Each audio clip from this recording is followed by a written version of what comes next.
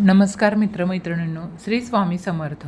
यंदा दिवाळीला लक्ष्मीपूजन आपण कसं करावं, शुभ मुहूर्त कोणता आहे, मंत्र कोणता म्हणावा, तसंच लक्ष्मी प्राप्तीसाठी आपण कोणती सेवा करावी, या संदर्भात सर्व माहिती आजच्या या व्हिडिओमध्ये आपण पाहणार आहोत. सर्वांना सर्वप्रथम दिवाळीच्या खूप खूप हार्दिक शुभेच्छा आणि लक्ष्मीपूजनाच्या सुद्धा शुभेच्छा. मैत्रिणींनो, चला तर मग व्हिडिओला सुरुवात करूया. यंदा 31 ऑक्टोबर या दिवशी आपण लक्ष्मीपूजन करावं का 1 नोव्हेंबर या दिवशी, हा प्रश्न बऱ्याच मैत्रिणींच्या मनामध्ये आलेला आहे. तर याचंसुद्धा उत्तर या व्हिडिओमध्ये मी तुम्हाला सांगणार आहे. तर मैत्रिणींनो, यंदा लक्ष्मीपूजन हे 1 नोव्हेंबर 2024 या दिवशी सायंकाळी 6:04 ते रात्री 8:35 या शुभ मुहूर्तामध्ये तुम्ही कधीही करू शकता. तर लक्ष्मीपूजन कोणी करावं हा प्रश्न बऱ्याच लोकांचा असतो. तर लक्ष्मीपूजन हे घरातील स्त्रिया, पुरुष किंवा मी तर म्हणेन घरातील आपल्या कुटुंबातील सर्व व्यक्तींनी एकत्रितरित्या मिळून हे लक्ष्मीपूजन करायचं. यामुळं आपल्या घरामध्ये अखंड लक्ष्मी तर प्राप्त होतेच, पण त्याचबरोबर घरामध्ये सुख, शांती आणि समाधानसुद्धा मिळतं. बघा, घरातील कुटुंबातील ज्या काही व्यक्ती असतील, वडीलधाऱ्या व्यक्ती असतील, आपल्या घरामधील लहान मुलं बाळं असतील आपली, तर त्यांनासुद्धा घेऊन आपण लक्ष्मीपूजन करायचं आहे. आता सेवा कोणत्या करायच्या आहेत, कशा प्रकारे पूजेची मांडणी करायची ते आपण पाहूयात. लक्ष्मीपूजन करत असताना आपण सर्वप्रथम त्या दिवशी मांसाहार करायचा नाही किंवा वाईट कोणाला बोलायचं नाही. आणि सर्वात महत्त्वाची गोष्ट ती म्हणजे लक्ष्मीपूजनाच्या दिवशी आपल्याला झाडू, म्हणजेच त्याला काही ठिकाणी शिरसी असं सुद्धा म्हटलं जातं बघा, तर त्या झाडूची सुद्धा आपल्याला व्यवस्थितरित्या पूजा करायची आहे आणि त्याला झाडू न बोलता या दिवशी आपल्याला लक्ष्मी म्हणून म्हणायचं आहे. तर अशा प्रकारे आपल्याला लक्ष्मीपूजन साजरं करायचं आहे. आता लक्ष्मीपूजनाची मांडणी कशी करायची आहे ते पाहूयात. सर्वप्रथम एखाद्या चौरंगावरती आपल्याला लाल रंगाचं वस्त्र अंथरायचं आणि त्याच्यावरती सर्वप्रथम दीप प्रज्वलन करून घ्यायचं. दिवा, आरती जे काही असेल तुमच्याकडे समयी ती लावून घ्यायची आहे. आणि त्याच्यानंतर मग कलश स्थापना करायची आहे. जसं की आपण नवरात्रीमध्ये पाहिलं तशाच प्रकारे आपल्याला आपल्या घरामध्ये कलशाची स्थापना उजव्या साईडला करायची आहे, म्हणजे आपल्या डाव्या साईडला करायची आहे. आणि देवांच्या उजव्या साईडला आपल्याला कलशाची स्थापना करून घ्यायची आहे. कलशामध्ये पाणी घालायचं. त्याच्यामध्ये तुम्हाला मी या ठिकाणी थोडक्यात माहिती सांगते कलश स्थापनेबद्दल. एक सर्वप्रथम डिश घ्यायची, त्याच्यामध्ये अक्षदा किंवा तांदूळ म्हणतात, तांदूळ घ्यायचे. त्याच्यामध्ये आपल्याला कलश ठेवायचा आहे. या कलशामध्ये आपल्याला एक पैसा, सुपारी आणि हळदी कुंकू, फूल, अक्षदा व्हायच्या आहेत. आणि त्याच्यामध्ये आंब्याची पानं ठेवायची आणि त्याच्यावरती नारळ ठेवायचा आहे. नारळाची शेंडी वर करून ठेवायची आहे. अशा प्रकारे आपल्याला त्याच्यावरती एक फूल ठेवा आणि कलश स्थापना सर्वप्रथम करून घ्या. कलश स्थापना केल्याच्या नंतर गणपती बाप्पांची आपल्याला सेवा करायला सुरुवात करायचं आहे. तर गणपती बाप्पांची सेवा म्हणजे कसं, तर सर्वप्रथम त्या लाल रंगाचं वस्त्र आपण चौरंगावरती अंथरल्यानंतर त्याच्यावरती 2 विड्याची पानं ठेवावी. जसं की तुम्ही व्हिडिओमध्ये पाहताय तसं 2 विड्याची पानं ठेवावी आणि त्या विड्याच्या पानांवरती गणपती बाप्पांची मूर्ती आपल्याला ठेवायची आहे. आता गणपती बाप्पांची मूर्ती आपण सर्वप्रथम त्या मूर्तीला अभिषेक घालायचा आहे. अभिषेक घालत असताना ओम गंग गणपते नमः, ओम गंग गणपते नमः या मंत्राचा किमान 11 वेळा तरी आपल्याला जप करायचा आहे. असं म्हणत अभिषेक करायचा. अभिषेक करून झाल्यानंतर मूर्ती स्वच्छ पुसून घ्यायची. दुधाने आणि पाण्याने दोन्ही गोष्टींनी तुम्हाला अभिषेक घालायचा आहे. त्याच्यानंतर गणपती बाप्पाची मूर्ती स्वच्छ पुसून त्या पानाच्या विड्यावरती ठेवून द्यायची. त्या मूर्तीला आपण हळदी कुंकू गुलाल अर्पण करायचं, फूल अर्पण करायचं, ओम गंग गणपते नमः असं म्हणायचं. आता याच्यानंतर आपल्याला संकल्प करायचा आहे. बघा, आपण जसं की गुरुचरित्र जेव्हा वाचतो, कोणतंही पारायण करतो, तेव्हा आपण कोणतीही स्वामी समर्थ महाराजांची सेवा करत असतो, तेव्हा ज्या प्रकारे आपण संकल्प करत असतो तसाच संकल्प या ठिकाणी तुम्हाला करायचा आहे.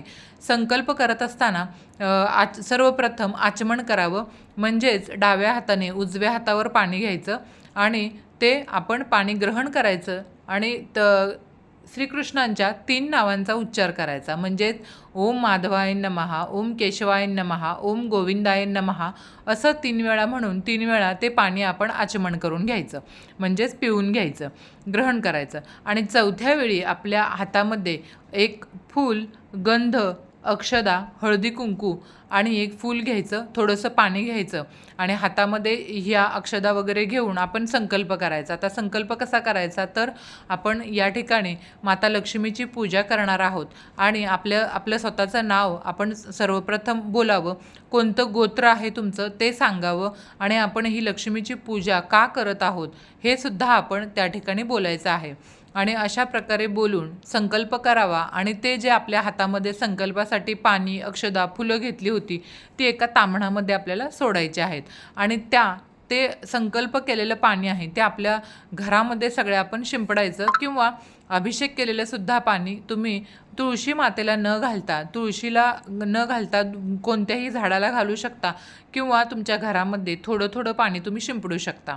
आता गणपतीची स्थापना झाली, कलशपूजन झालं, दीपप्रज्वलन झालं, त्याच्यानंतर कुबेर यंत्र. कुबेराची मूर्ती कधीही आपण घरात ठेवत नाही बघा, तर कुबेराचं यंत्र असतं. तर हे कुबेर यंत्र आपण पूजन करायचं आहे कुबेर यंत्राचं. तर ते कसं बघा, 2 विड्याची पानं ठेवावी, त्याच्यावरती परत हळदी कुंकू गुलाल व्हायचा, फूल घालायचं आणि कुबेर यंत्र ठेवायचं आणि मनोभावे नमस्कार करून घ्यायचा. अशा प्रकारे कुबेर मंत्रसुद्धा यावेळी आपल्याला 11 वेळा म्हणायचा आहे. आता गणपती बाप्पांची आपण जेव्हा स्थापना केली तेव्हा गणपती बाप्पांना गुळ खोबऱ्याचा नैवेद्यसुद्धा ठेवायचा असतो आणि कुबेरांना पिवळ्या रंगाचं फूल अतिशय प्रिय आहे, म्हणून जर तुमच्याकडे पिवळ्या रंगाचं कोणतंही फूल असेल, फक्त पिवळा रंग असावा, त्या पिवळ्या रंगाचं फूल कुबेरांना आपल्याला अर्पण करायचं आहे. त्याच्यानंतर आपल्याला काय करायचं आहे बघा, आपल्या घरामध्ये जी माता लक्ष्मीची फोटो असेल किंवा प्रतिमा असेल, मग जर तुमच्याकडे मातीची मूर्ती असेल माता लक्ष्मीची, तर तिला अभिषेक न घालता काय करायचं आहे तेही सांगते मी. तर तिला अभिषेक न घालता आपण काय करायचं, फक्त फुलाने त्याच्यावरती पाणी शिंपडायचं आणि ओम श्रीम महालक्ष्मी नमः या मंत्राचा जप करायचा. आणि जर तुमच्याकडे मूर्ती पितळेची किंवा चांदीची किंवा इतर कोणत्याही धातूची असेल तर तिला मात्र तुम्हाला अभिषेक घालायचा आहे. आता हा अभिषेक घालत असताना तुम्हाला ओम श्री महालक्ष्मी नमः हा मंत्र म्हणत अभिषेक घालायचा आहे. मग हा 11 वेळा तुम्ही अभिषेक घालून घ्या दुधाने आणि पाण्याने त्या मूर्तीवरती तुम्हाला अभिषेक घालायचा आहे. त्याच्यानंतर लक्ष्मी मातेला हार, फूल अर्पण करायचं. नैवेद्यामध्ये गोडाचा नैवेद्य काहीही ठेवू शकता तुम्ही. अशा प्रकारे लक्ष्मीची तुम्ही पूजा करायची. त्याचबरोबर लक्ष्मीबरोबर बघा, भगवान विष्णूंची सुद्धा आपण नेहमी पूजा करत असतो. तर ज्या ठिकाणी भगवान विष्णूंची पूजा केली जाते त्या ठिकाणी माता लक्ष्मीचा वास असतो असं म्हटलं जातं. म्हणून आपण भगवान विष्णूंचीही आपल्या घरामध्ये फोटो किंवा प्रतिमा असेल त्याचीही आपल्याला हळदी कुंकू गुलाल वाहून एक फूल घालून तसंच तुळशीचं एक पान घालून भगवान विष्णूंची ओम नारायणाय विघ्नहे वासुदेवाय धीमहि तन्नो विष्णू प्रचोदया हा मंत्र म्हणत त्यांचीही सुद्धा आपल्याला पूजा करायची आहे. आता माता लक्ष्मीचं जेव्हा आपण पूजन करतो मूर्तीचं, तर तेव्हा तुम्हाला जर शक्य असेल तर तुम्ही 1 वेळा श्रीसुक्तमसुद्धा म्हणून अभिषेक घालू शकता माता लक्ष्मीला किंवा मग ओम महालक्ष्मी नमः या मंत्राचा सुद्धा जप तुम्ही करू शकता. त्याच्यानंतर ही झाली आपली पूजा मांडणी. त्याचबरोबर तुम्हाला तुपाचा दिवा लावायला विसरायचं नाही बघा. तुम्हाला या ठिकाणी एक तुपाचा दिवा, मोठा दिवा तुम्हाला लावायचा आहे, पणती मोठी लावायची आहे, कारण किमान ही रात्री 12 वाजेपर्यंत तर पणती चालू राहावी, जळत राहावी पणती, म्हणून आपण या ठिकाणी मोठी पणती घेऊन लावायची आहे. आणि त्याचबरोबर लक्ष्मीपूजन करत असताना 5 सुगड घ्यायचे आहेत. आता या व्हिडिओमध्ये तुम्ही पाहत आहात तशा प्रकारे छोटी छोटी सुगड किंवा काही ठिकाणी मडकंसुद्धा म्हटलं जातं बघा, छोटंसं ते बाजारामध्ये मिळतं.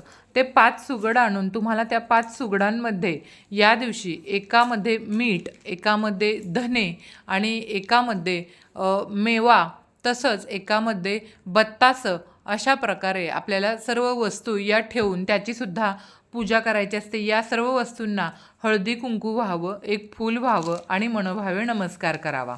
आता याच्यानंतर काय करायचं बघा, आपण जी लक्ष्मीपूजनासाठी झाडू आणला होता, शिरसी आणली होती, त्या शिरसीला लाल पिवळ्या रंगाचा कलावा बांधावा। म्हणजेच कलावा म्हणजे धागा, लाल आणि पिवळ्या रंगाचा धागा मिळतो बघा, तो धागा बांधावा। त्या झाडूची आपण त्या दिवशी लक्ष्मी म्हणून पूजा करत असतो। तर ही पूजा झाडूची आपण या दिवशी करायची आहे। हळदी कुंकू व्हायचं, त्याच्यानंतर फूल व्हायचं आणि नमस्कार करून घ्यायचा, अक्षदासुद्धा व्हायच्या आणि नमस्कार करून घ्यायचा शिरसीला।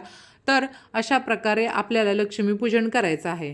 या सर्व पूजेच्या मांडणीनंतर आपल्या घरामध्ये जे काही पैसे असतील, धन असेल, तुमचं सोनं नाणं असतील, बँकांची पुस्तकं असतील, पासबुक असेल, तर ही बँक पासबुक किंवा जर तुम्ही या दिवशी सोन्याचा शिक्का, लक्ष्मी मातेचा असतो बघा शिक्का, किंवा चांदीमध्ये सुद्धा मिळतो तो कॉईन, शिक्का म्हणजे कॉईन बघा, कॉईन मिळतो, तो कॉईन जर तुम्ही आणला असेल तर त्याचीही सुद्धा तुम्हाला त्या पूजेमध्ये ठेवून द्यायची आहे आणि त्याचीसुद्धा पूजा करायची आहे।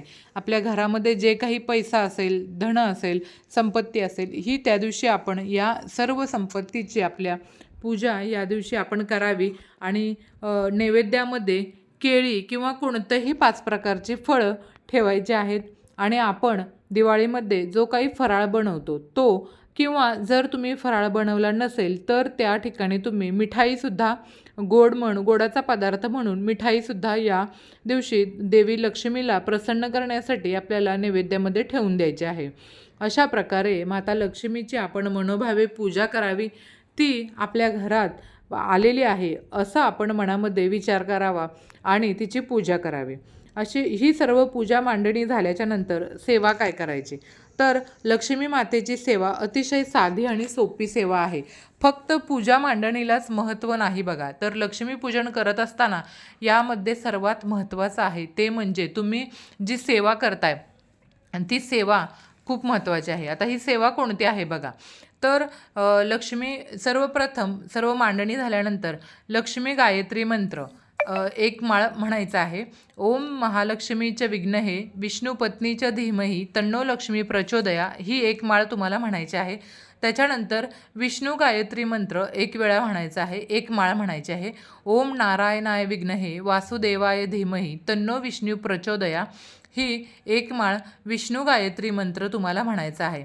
त्याच्यानंतर तिसरा मंत्र तो म्हणजे श्री विष्णूंचा मंत्र, श्री वत्स्य धारयन वक्षे मुक्ता माला षडाक्षरम, हा मंत्र एक माळ तुम्हाला म्हणायचा आहे। त्यानंतर कुबेर मंत्र एक माळ म्हणायचा आहे। ओम वैश्रवणाय स्वाहा, ओम श्रीम ओम ह्रीम श्रीम ह्रीम क्लीम श्रीम क्लीम श्रीम वित्तेश्वराय नमः, हा मंत्र एक माळ म्हणायचा आहे। त्याबरोबर आपल्या कुलदेवतेचा मंत्रसुद्धा एक माळ म्हणायचा आहे। त्याच्यानंतर नवार्णव मंत्र ओम एम ह्रीम क्लीम चामुंडाय विच्चे, हा सुद्धा मंत्र एक माळ तुम्हाला म्हणायचा आहे। हे सर्व मंत्र म्हणून झाल्याच्या नंतर कमलात्मक मंत्र एक माळ म्हणायचा आहे। ओम श्रीम ह्रीम श्री कमले कमलालये प्रसिद्ध प्रसिद्ध श्रीम ह्रीम श्री महालक्ष्मी नमः, हा मंत्रसुद्धा तुम्हाला एक माळ म्हणायचा आहे। आता हे सर्व मंत्र म्हणून झाल्याच्या नंतर तुम्हाला विष्णू सहस्रनामाचं एक वेळा पठण करायचं आहे आणि गीतेचा 15वा अध्यायसुद्धा म्हणायचा आहे आणि गीतेची 18 नावेसुद्धा तुम्हाला बोलायची आहेत। अशा प्रकारे माता लक्ष्मीचं आणि एक वेळा श्री सुक्तम आणि एक वेळा पुरुष सुक्तम, अशा प्रकारे या सर्व सेवा तुम्हाला या दिवशी करायच्या आहेत। जर वर्षभर तुम्हाला तुमच्या घरामध्ये अखंड लक्ष्मी नांदावी असं वाटत असेल तर या दिवशी या सर्व सेवा करणं अनिवार्य आहे। जर तुम्हाला शक्य नसेल, आता जे काही मंत्र मी सांगितले तुम्हाला ते एक माळ करता येणं शक्य नसेल, एवढा वेळ नसेल, तर आपण अशा वेळी काय करायचं, किमान तो मंत्र 11 वेळा किंवा 21 वेळा तुम्हाला म्हणायचा आहे। फक्त श्री सुक्तम एकदा पठण करायचं आहे, व्यंकटेश स्तोत्र एकदा वाचायचं आहे, गीतेचा 15वा अध्याय एकदा वाचायचा आहे। अशा प्रकारे लक्ष्मीपूजन तुम्ही करून झाल्याच्या नंतर, सर्व सेवा करून झाल्यानंतर आरती म्हणायची आहे। आता आरती कोणती म्हणायची बघा, आरती सर्वप्रथम गणपती बाप्पांची म्हणायची, नंतर महालक्ष्मी आरती म्हणायची, त्याच्यानंतर तुमच्या कुलदेवतेची आरती म्हणावी आणि सगळ्यात शेवटी स्वामी महाराजांची आपली आरती म्हणायची। तर अशा प्रकारे आपण आपल्या गुरूंबरोबरच लक्ष्मीपूजनाची सुद्धा सेवा करून घ्यायची आहे. अशा प्रकारे जर लक्ष्मीपूजन तुम्ही या वर्षी केलं तर तुमच्या घरामध्ये अखंड लक्ष्मीचा वास राहील. तर मैत्रिणींनो, ही माहिती तुम्हाला आवडली असेल अशी अपेक्षा करते आणि जर आवडली असेल तर चॅनलला लाईक, शेअर, सबस्क्राईब करा. भेटूयात अशाच नवनवीन माहितीपूर्ण पुढच्या व्हिडिओमध्ये. धन्यवाद.